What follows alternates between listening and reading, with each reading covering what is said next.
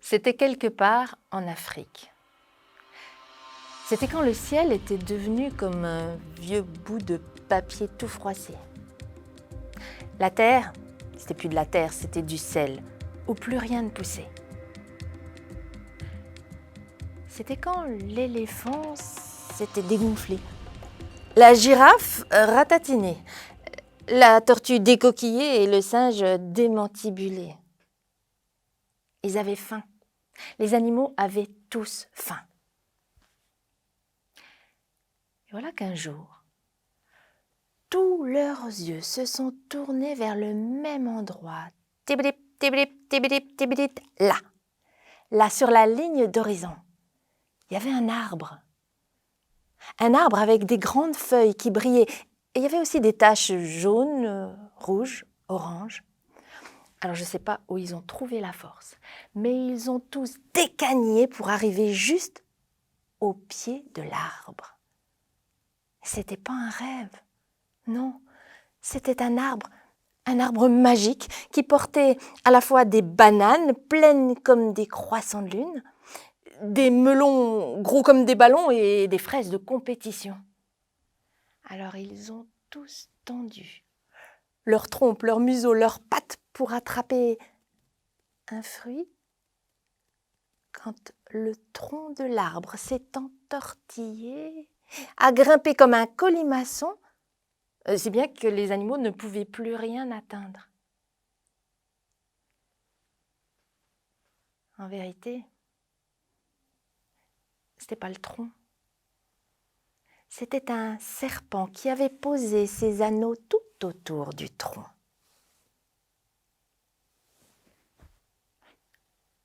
L'éléphant s'est approché.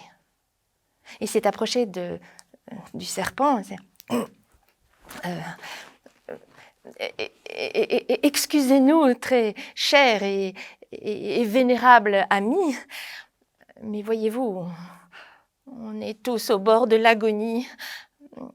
Auriez-vous l'amabilité de bien vouloir vous dérouler pour nous permettre à ces fruits d'accéder?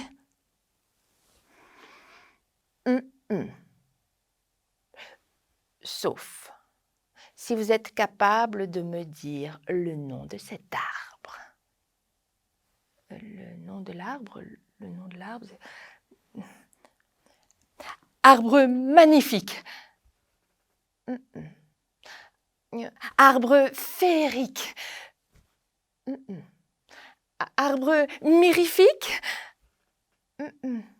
Arbre électroacoustique, antistatique, analphabétique.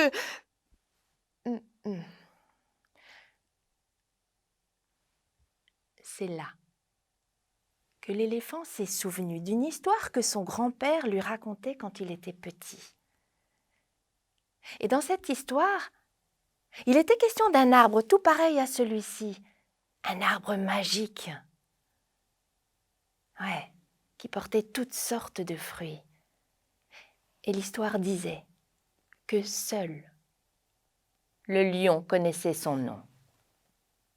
Ah ben c'est ça, allons trouver le lion, a dit le zèbre qui était déjà dans les starting blocks. Moi je suis le plus rapide, j'ai gagné au moins 4 fois l'épreuve du saut de haie des dernières Olympiades de la savane. Et le zèbre s'est envolé pour trouver le lion qui s'apprêtait à faire la sieste. Jumanji, c'est le nom de l'arbre. Qu'on ne me dérange plus. Oh, il était content le zèbre, il est parti au grand galop. Ah, rapide, rapide, rapide, je suis le plus rapide. Rapide, rapide, rapide, je suis le plus rapide. Et quand il s'est trouvé au pied de l'arbre, avec les autres qui l'attendaient avec impatience,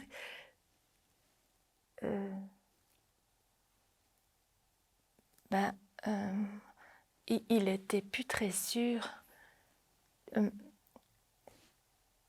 Jibinji.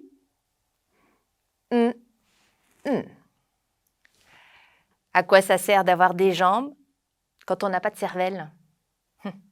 C'était le singe, qui à son tour est allé trouver le lion, qui s'apprêtait à faire sa sieste. Je l'ai déjà dit aux zèbres. Jobanji, c'est le nom de l'arbre, alors écoute-le bien. Et qu'on ne me dérange plus. Oh, il était content le singe. Il est reparti en chantant malin, malin, malin, je suis le plus malin. Malin, malin, malin, je suis le plus malin. Et quand il est arrivé au pied de l'arbre, le singe,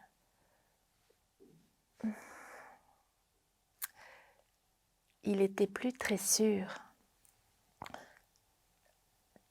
Jabanja. À quoi ça sert d'avoir une cervelle quand on ne sait pas s'en servir?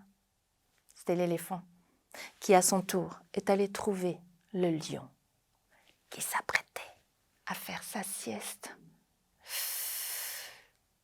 Je l'ai déjà dit aux zèbres.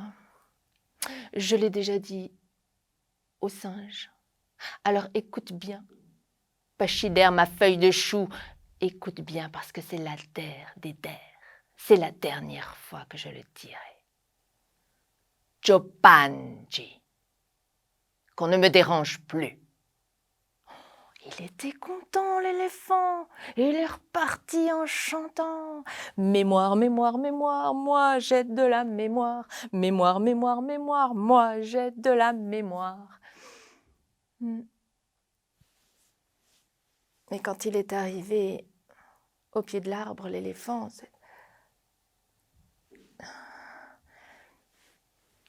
il était plus très sûr.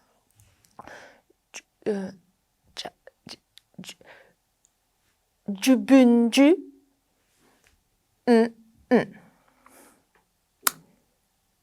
La tortue.